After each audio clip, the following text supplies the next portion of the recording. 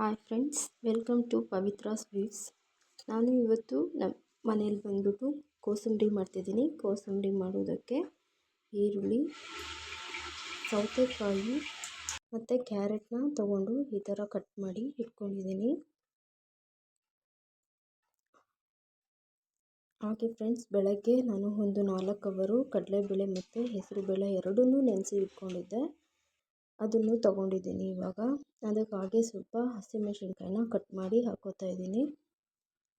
ಸ್ವಲ್ಪ ಖಾರಕ್ಕೆ ಎಷ್ಟು ಬೇಕೋ ಅಷ್ಟಂತ ಹಾಕ್ಕೊಂಡಿದ್ದೀನಿ. ನಂತರ ಈರುಳ್ಳಿ ಕಟ್ ಮಾಡಿಕೊಂಡಿರೋ ಈರುಳ್ಳಿನೆಲ್ಲ ಹಾಕ್ಕೋತಾ ಇದ್ದೀನಿ. ಫ್ರೆಂಡ್ಸ್, ಈರುಳ್ಳಿ ಈ ಥರ ಸಣ್ಣ ಸಣ್ಣ ಕಟ್ ಮಾಡಿ ಹಾಕ್ಕೊಂಡಿದ್ದೀನಿ. ಉದ್ದ ಕೂಡ ಹಾಕ್ಕೋಬೋದು. ಈ ಥರ ಕ್ಯಾರೆಟ್ನ ತುರಿದು ಹಾಕ್ಕೊಂಡಿದ್ದೀನಿ. ಕ್ಯಾರೆಟ್ ತುರಿದ ನಂತರ ಸೌತೆಕಾಯಿ ಕೂಡ ಹಾಕೋತಾ ಇದ್ದೀನಿ.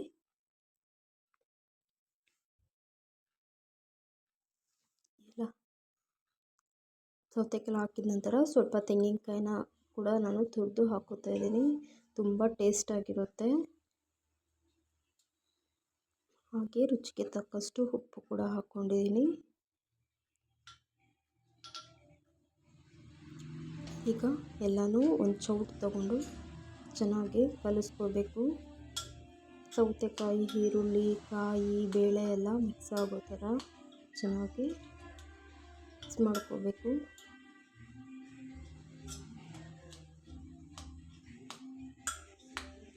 ಉಪ್ಪೆಲ್ಲ ಕ್ಲೀನಾಗೆ ಹಿಡ್ಕೋಬೇಕು. ರುಚಿ ಇಟ್ಕೊಳ್ಳೋ ಹಾಗೆ ಉಪ್ಪೆಲ್ಲ ಹಾಕಿ ಕ್ಲೀನಾಗಿ ಮಿಕ್ಸ್ ಮಾಡಿ ಇಟ್ಕೊಂಡಿದ್ದೀನಿ. ಕೋಸಂಬರಿ ರೆಡಿ ಆಗಿದೆ ಫ್ರೆಂಡ್. ಹಾಗೆ ಫ್ರೆಂಡ್, ತುಂಬ ಈಸಿಯಾಗಿ ಮಾಡ್ಬೋದು. ಈ ವಿಡಿಯೋ ಇಷ್ಟ ಆದರೆ ಲೈಕ್ ಮಾಡಿ.